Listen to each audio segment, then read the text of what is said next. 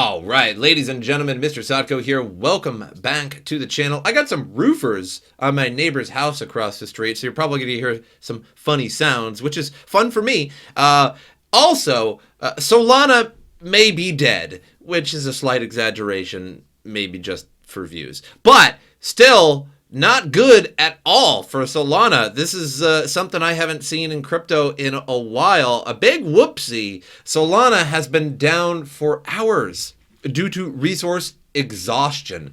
So you might wonder, what does that mean? That sounds like a new term. No, it's kind of like modern politics where they sort of flip words and reword things, even though they mean exactly what you know they mean. But it sounds better if you sound it that way, or if you say it that way. So validators may have to restart the recently rising blockchain network after it was overwhelmed by transactions. So basically a DDoS attack, but a pretty fierce one. Solana, the rival blockchain network to Ethereum and native crypto that's been surging in value lately. We can take a quick look at that. Just go out 30 days or so. Wow, wow, wow. What a great deal. But today, not been faring so well.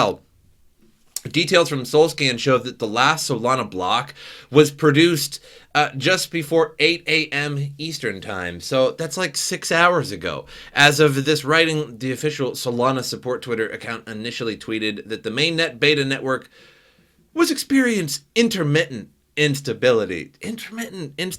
Let's take a look at Solscan. And this is like the updated Solscan here. I mean, I even refresh it live in front of you guys. And 6 hours ago is the last block. So nothing has been running. So this completely centralized blockchain has been not running for over 6 hours. Which is, not so good for a crypto. So Ethereum, decentralized. So as long as some nodes are running, they're pushing it all through. As long as some miners are going, they're pushing them transactions through. But Solana, as soon as the devs are just like, nah, there's a DDoS attack, boom, it just goes down. Solana, you get 2 thumbs down from MrSotko here. Terrible. So resource exhaustion in the network is causing a denial of service. Engineers are working towards a resolution. The account tweeted in a subsequent update, validators are preparing for a potential restart if necessary. So they initially tweeted the Solana mainnet is experiencing intermittent instability. I like how, again, it's just like modern politics where you use different words. So is experiencing intermittent instability. Okay, fair enough.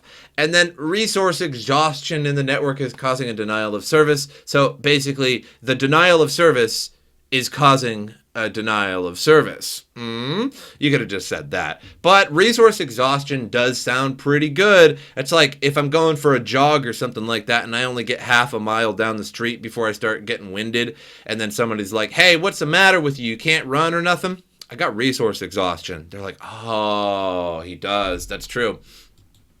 So yeah, 6 hours, absolutely nothing. So that's the main news of the day, that Solana totally sucks. Moving on.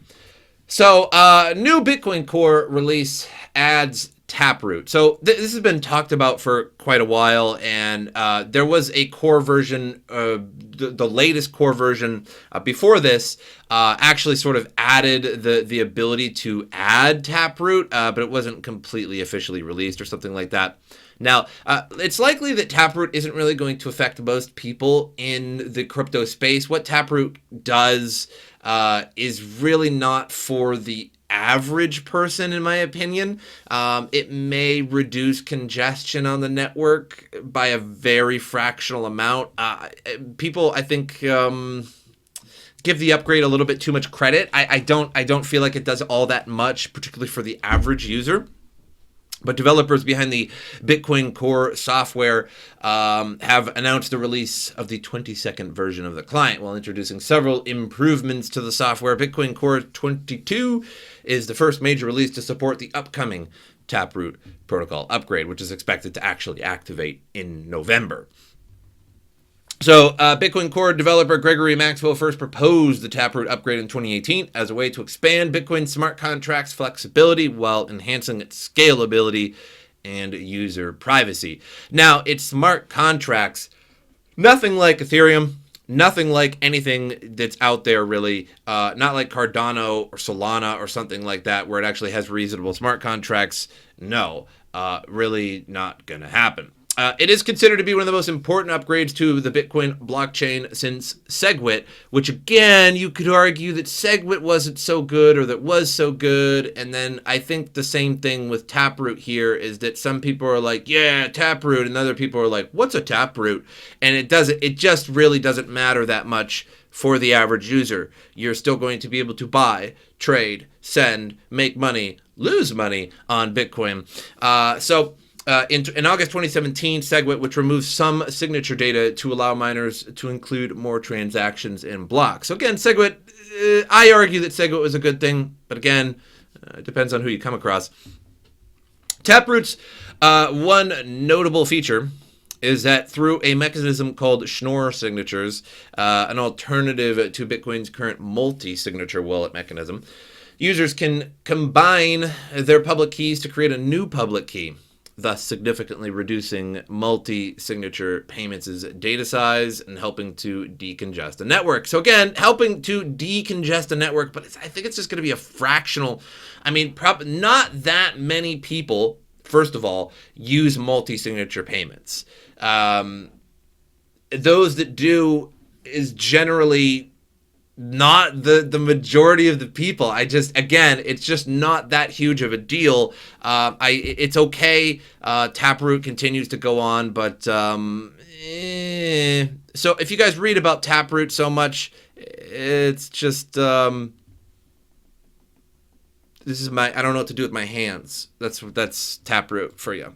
Moving on. U.S. San Diego student allegedly tapped into iPhones to steal crypto and tried to blackmail one victim with naked photos. So again, never a dull day in crypto, everybody. So Richard Yuan Lee, 21, took over at least 40 people's cell phones from his dorm room, prosecutors say. So I don't know how you can take 40 cell phones from your dorm room. Okay, so there might be 40 people living in your dorm room. Maybe there's even a couple hundred people living in your dorm room. But how do you take 40 people's cell phones? I mean, that's kind of hard to do. Like, my cell phone's always right next to me, or it's in my pocket or something like that. So you're going to have a hard time stealing it. I promise you're going to have a hard time stealing it, unless you're like real sneaky and you do it when I'm asleep or something. So a 21-year-old student at the University of California, San Diego, allegedly commandeered the cell phone accounts of at least 40 people to plunder their crypto wallets. And again, man, what a lucky guy that you just happen to take somebody's phone and it just has a crypto wallet in it.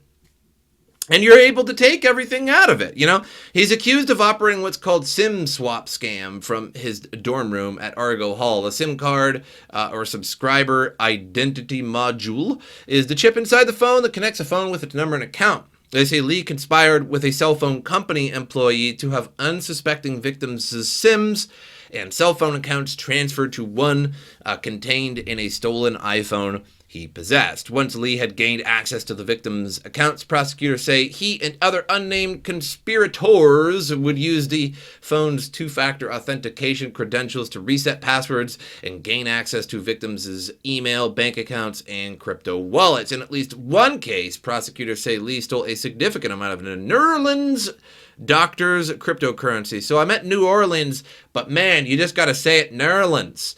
That New Orleans justice.